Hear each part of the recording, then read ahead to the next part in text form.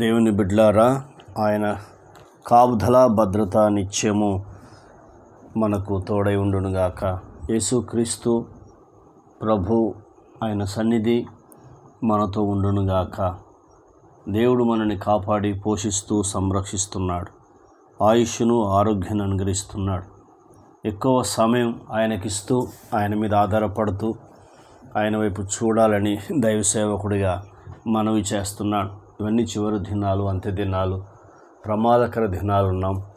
ఏ క్షణం మనకు ఏం జరుగుతుందో తెలియదు. కాబట్టి వాటన్నిటినీ జయించాలంటే మనము దేవుని మీద ఆధారపడుతూ నమ్మకము, విశ్వాసం కలిగి, నిరీక్షణ కలిగి ఉన్నప్పుడే దేవుడు అర్థమవుతాడు. ఆయన ఏం చేయబోతాడో మనకు తెలియపరుస్తాడు. ఈ దినము దేవుడు బయలుపరిచిన వాగ్దానము 2వ రాజుల గ్రంథము 6వ అధ్యాయము 17వ వచనం నుంచి మనం ధ్యానించుకుందాం. ఒక వచనం చదివి ధ్యానించుకుందాం. యెహోవా వీడు చూసినట్లు దయచేసి వీని కళ్ళను తెరుమని ఎలీషా ప్రార్థన చేయగా యెహోవా పనివాని కళ్ళను తెరవజేసెను గనుక వాడు ఎలీషా చుట్టూను పర్వతము అగ్ని గుర్రముల చేత రథముల చేతను నిండియుండుట చూచెను. ప్రభువుకు స్తుతి మహిమ నిత్యము కలుగును గాక. Amen, amen. ఇక్కడ మనం చూస్తున్నప్పుడు ఎలీషా అనే దైవజనుడు కనబడుతూ ఉన్నాడు.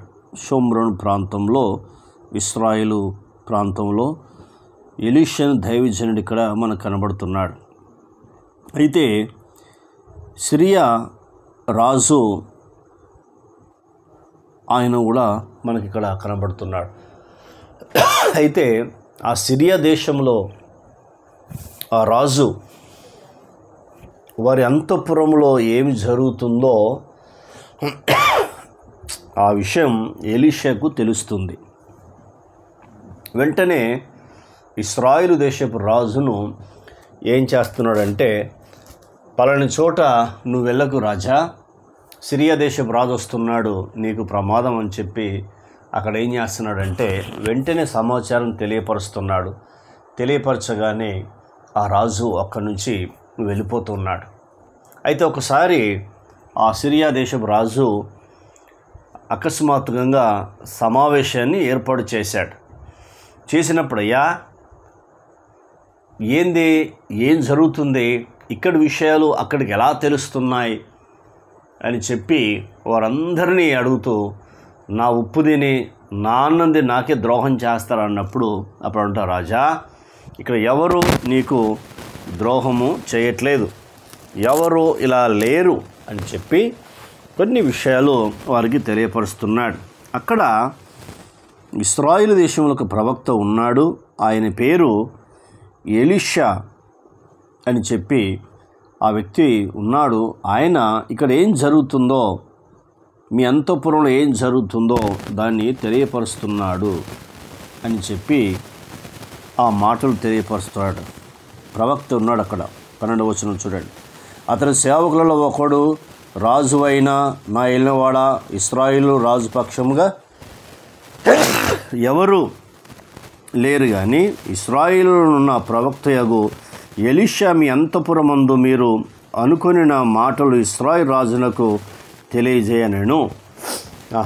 అతడా అని చెప్పేసి వెంటనే అతడు ఏం చేశాడు, అతడు ఎక్కడున్నాడని చెప్పగానే అతడు దోతానులో ఉన్నాడని చెప్పగానే వెంటనే అతడు ఏం చేస్తాడంటే రాత్రి సైన్యాన్ని పంపిస్తాడు.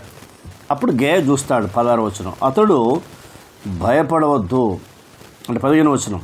దైవజనుడైన అతని పనివాడు పెందల కాడ లేచి బయటకు వచ్చినప్పుడు గుర్రములను రథమును గల సైన్యము పట్టణము చుట్టుకొని ఉండుట కనబడెను.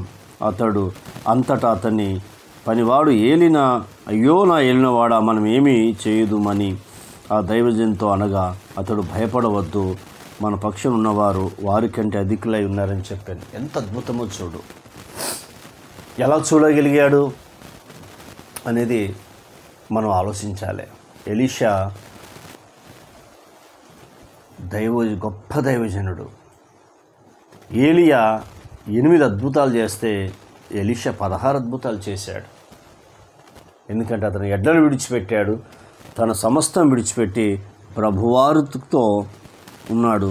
ఏలియా వెంట 40 సంవత్సరాలు వెళ్ళి ఏలియా చేతుల మీద నీళ్ళు పోశాడు, గొప్ప ఉపచారం చేశాడు, గొప్ప పరిచయం చేశాడు.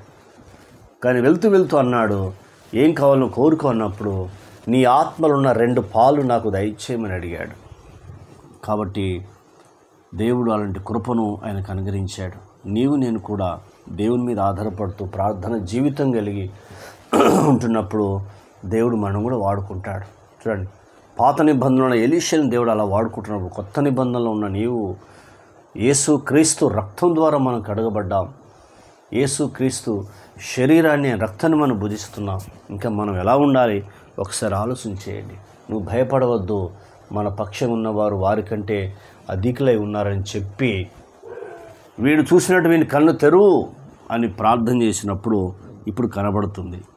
యెహోవా పనివాని కళ్ళను తెరవజేసిన గనుక వాడు ఎలీషా చుట్టూను పర్వతము, అగ్ని, గుర్రముల చేత, రథముల చేతను నిండియుండుట చూచెను. దేవుడు కూడా ఈనాడు కూడా అంతే. పరిశుద్ధాత్ముడు ఆయన అగ్ని నీ చుట్టూ ప్రకారముగాను, నీ ఇంటి చుట్టూ ప్రకారంగాను దేవుడు పరిశుద్ధాత్ముడు ఉన్నాడు. నువ్వు చూస్తున్నావా? ఒకసారి నీ మనోనేత్రాలు తెరిస్తే నీకు కనబడుతుంది. యోబు ఇంటి చుట్టూ దేవుడు కంచేశాడు, కానీ దుష్టుడు లోపల రావాలంటే భయపడిపోయాడు. మరి ఈనాడు పరిశుద్ధాత్మ యొక్క అగ్ని కంచె ఉంది, యేసు క్రీస్తు రక్తమనే కంచె ఉంది. తండ్రి అయిన దేవుడు పరిశుద్ధత కంచె దేవుడు వేశాడు. అలాంటి గొప్ప దేవుని కలిగిన నీవు చిన్న చిన్న వాటికి ఎందుకు భయపడుతున్నావు? సమస్యలు, వ్యాధులు, కష్టాలు అవన్నీ పోవాలంటే ఒక్కసారి నీ ఆత్మనేత్రాలు, నీ మనోనేత్రాలు తెరవబడితే నీ చుట్టూ ఎవరున్నారు, ఏముందో నీకు అర్థమవుతుంది. ప్రభు మీద ఆధారపడదాం, ప్రభు వైపు చూద్దాం. ప్రార్థన. కన్న తండ్రి, నీకు స్తోత్రాలు. మీరు మాతో మాట్లాడుతూ వచ్చిన మీ లేఖన భాగమును బట్టి నీకు వందనాలు. ఈ మాటలు మీరు మమ్మల్ని ఆదరించండి, ధైర్యపరిచినందుకు మీకు స్తోత్రాలు. మాలో ఉన్న భయాన్ని మీరు తొలగించినందుకు మీకు స్తోత్రాలు.